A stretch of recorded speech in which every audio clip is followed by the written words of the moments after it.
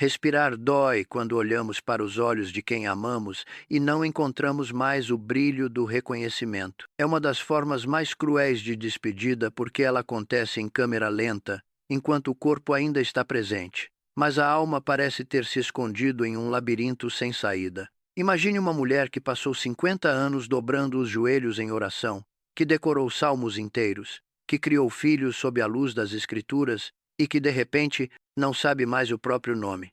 Imagine um homem cuja integridade era sua marca registrada, agora reduzido a uma confusão infantil, esquecendo-se até de como falar com o Deus a quem serviu a vida inteira. A pergunta que ecoa nas madrugadas de quem cuida, entre uma troca de fraldas e um olhar vazio, é um grito que rasga o céu. Se Deus é a essência do amor puro, por que ele permite que o Alzheimer apague a mente e a dignidade de quem passou a vida inteira o servindo? Por que o Criador do universo assiste em silêncio enquanto a biologia devora a história de um santo? Nós crescemos ouvindo que a fé é um escudo de cristal. Fomos ensinados, muitas vezes de forma simplista, que servir a Deus nos garante uma redoma de proteção contra as intempéries mais humilhantes da carne.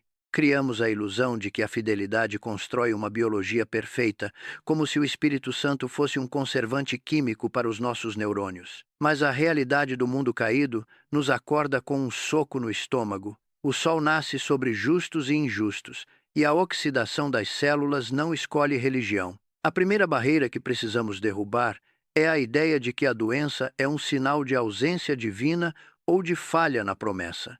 Deus nunca prometeu que nossa matéria seria imune à entropia. O universo geme e nós gememos com ele.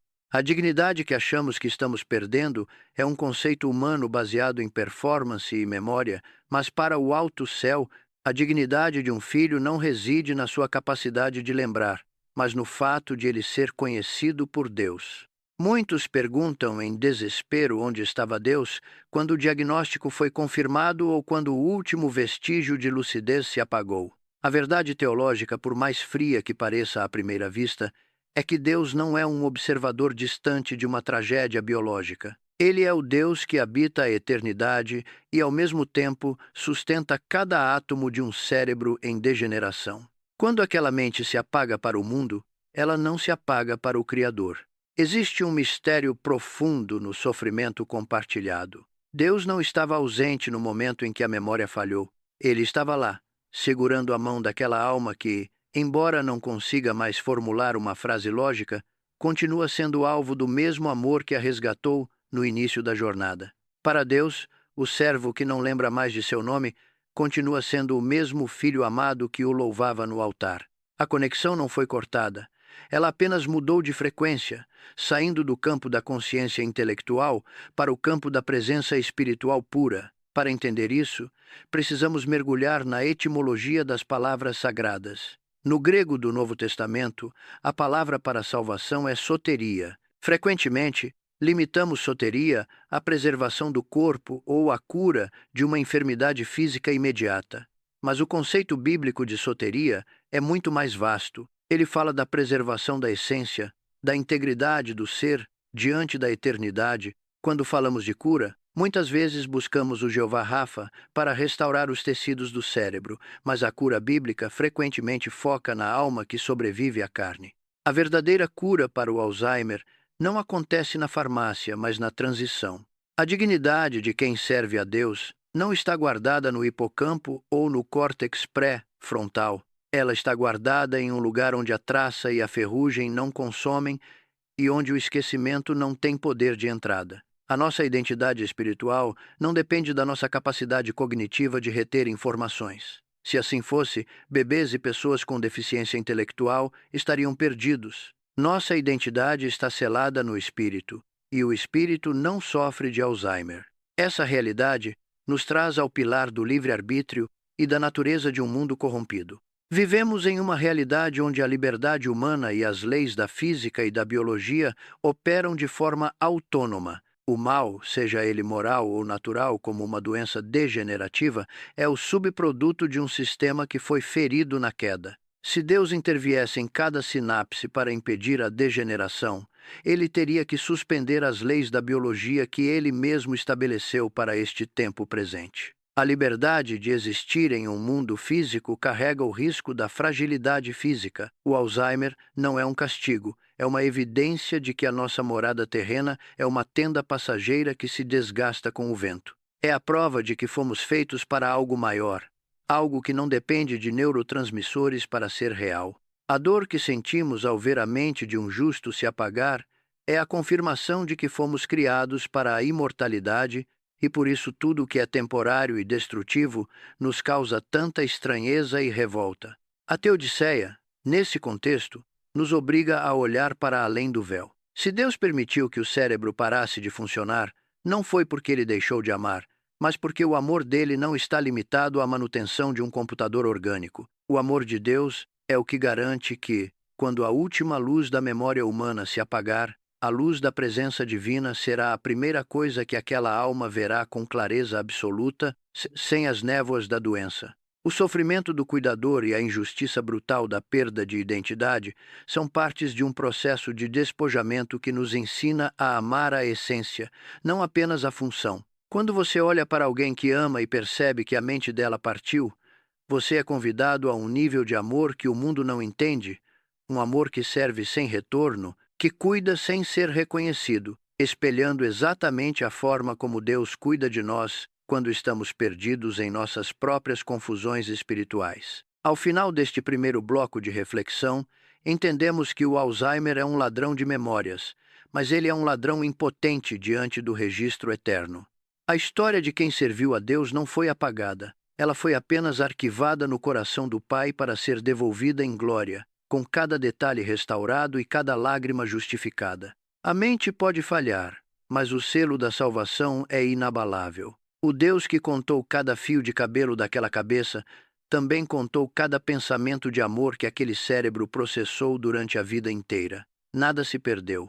Tudo está guardado sob a sombra das asas do Altíssimo, aguardando o momento em que o tempo deixará de ser um carrasco para se tornar o palco da restauração total. Para compreendermos o silêncio de Deus diante do esquecimento, precisamos ajustar as lentes da nossa percepção sobre o que realmente significa o tempo. Nós vivemos escravizados pelo Cronos, o tempo do relógio, das batidas do coração e da degeneração das células.